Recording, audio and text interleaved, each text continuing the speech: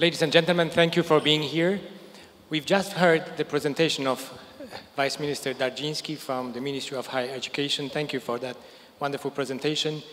Now we'll be able to discuss the main points of the presentation, but not only. We'll discuss more broadly the issue of the reform of the higher educational system in Poland. First, I would like to turn to Professor Górniak, who is an advisor to the Minister of Higher Education, who was closely cooperating with other entities on the reform of the higher educational system. Could you give us a little bit more background to the reform? It's hotly debated in Poland. And would you be so kind and refer also to the idea of practical PhD? Okay, it's hard to add something more to the to this kind of PhD, except that it's the real PhD. I mean, it has to achieve all the standards which has a PhD, but the difference has been defined by the minister is the strong cooperation between business and university. But about reform, actually the reform is to achieve the three basic goals of the government strategy. I mean, it is excellence in research, excellence in teaching, and social responsibility of the universities, which means that the universities have to raise their image in the society, image of the science as a driving force of economic development, social development, and general wealth. So we are unsatisfied with the position of Polish universities on the world ranking lists, and the reform has to change the governance of the universities, give the universities more autonomy in achieving these excellence targets. Plus, we have to have, in effect, a league of research-intensive universities which can better compete with the international environment, should be more visible internationally than the Polish universities are now.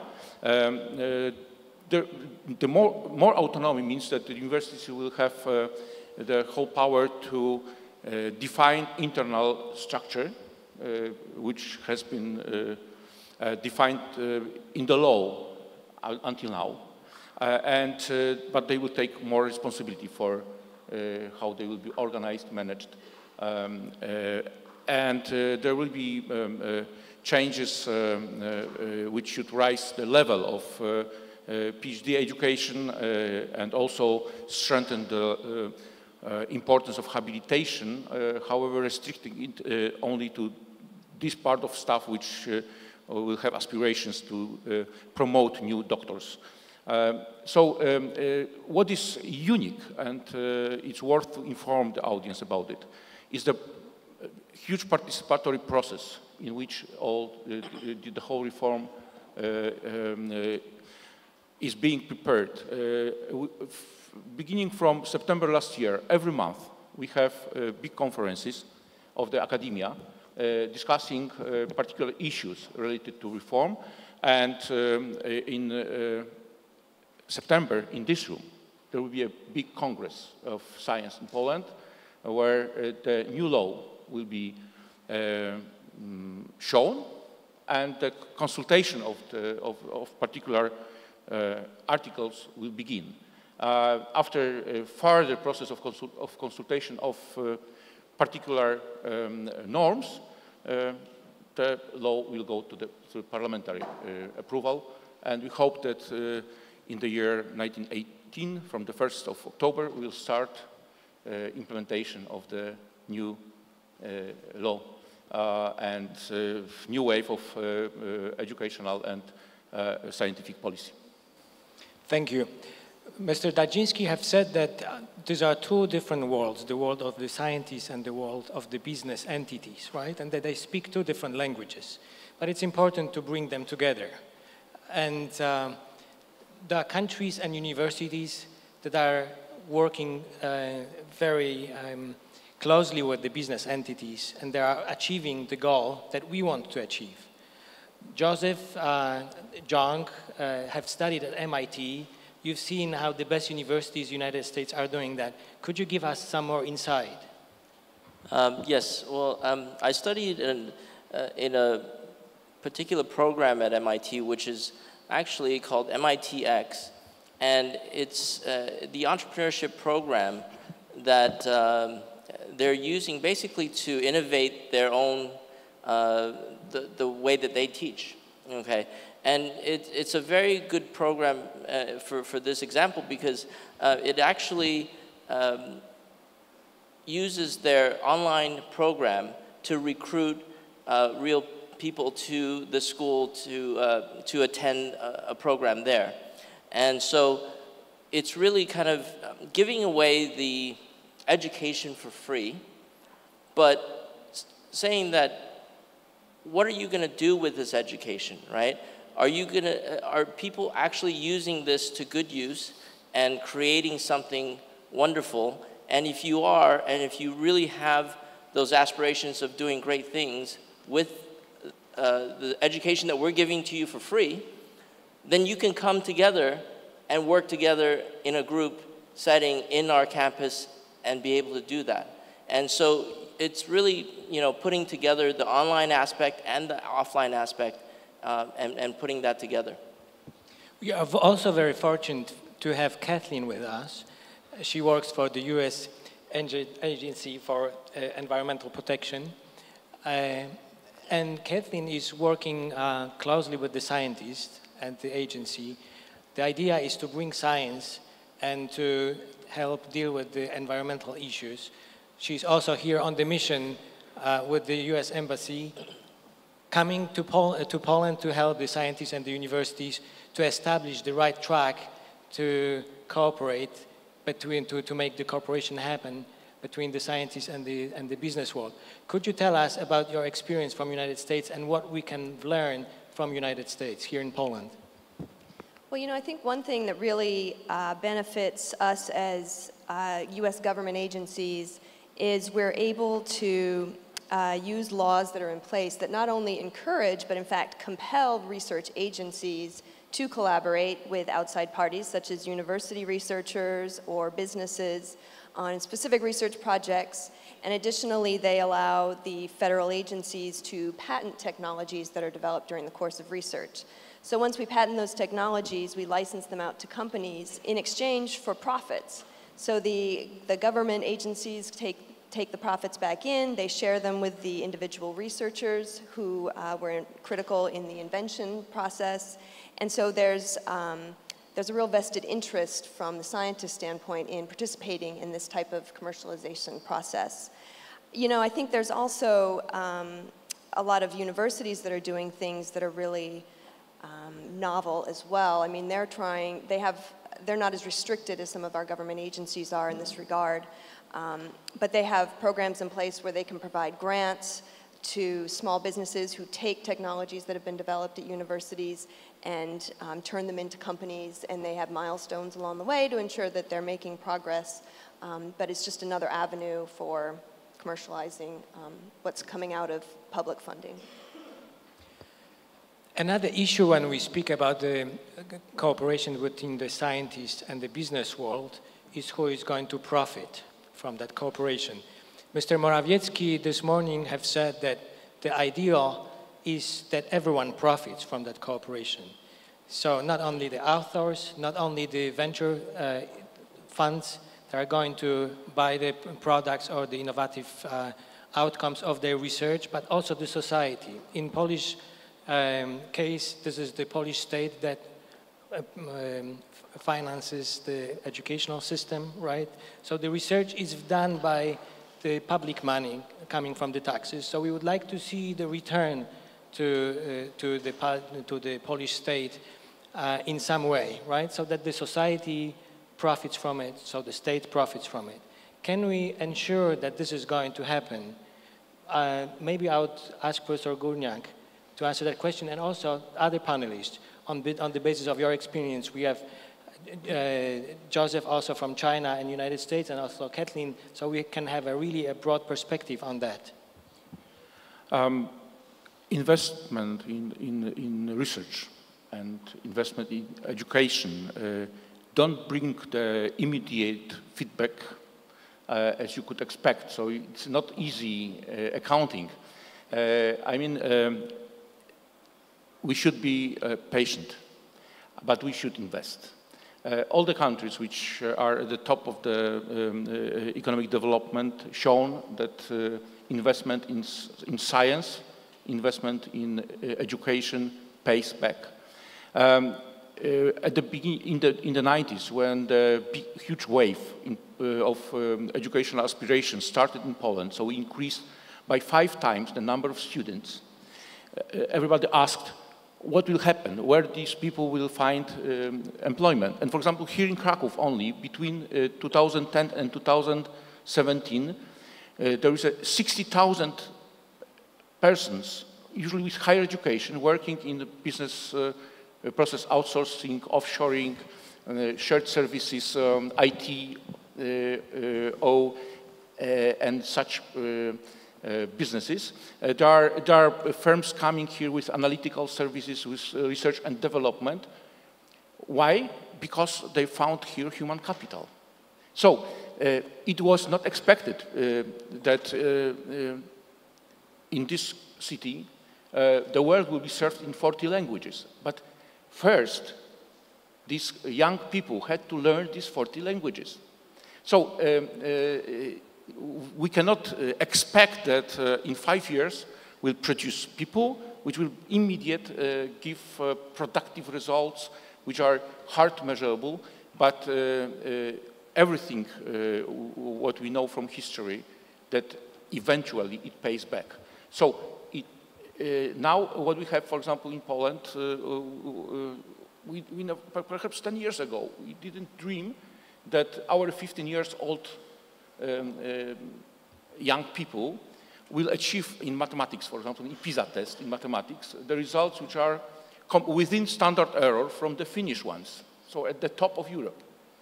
So, but this is behind the success of these businesses which are based on human capital. This is main resource of this country. So, and we have to invest it. And this is the reason why we have this reform of higher education, because we have to have better people, because it's the best asset we have, and we can offer the world. Joseph? Yes, I think we need to start at a much earlier stage to combine the education cycle with the business cycle, right? And you see schools like MIT with the MIT Media Lab really, helping their students really go to market with a lot of the technologies, and they have a lot of funding backing that as well. In China, you have like Tsinghua University has a thing called the X Lab, where they help their students with the whole entrepreneurship process.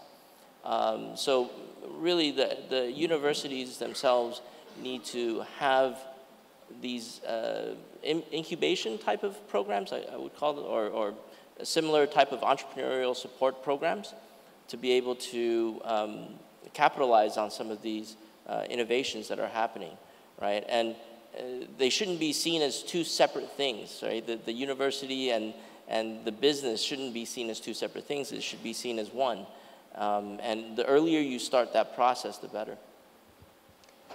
If I may, I think it can be beneficial to take a step back, and when you're actually thinking about starting a research project at a university or a government lab, to think about that end product. What kind of technology can you create that really addresses a need in the market?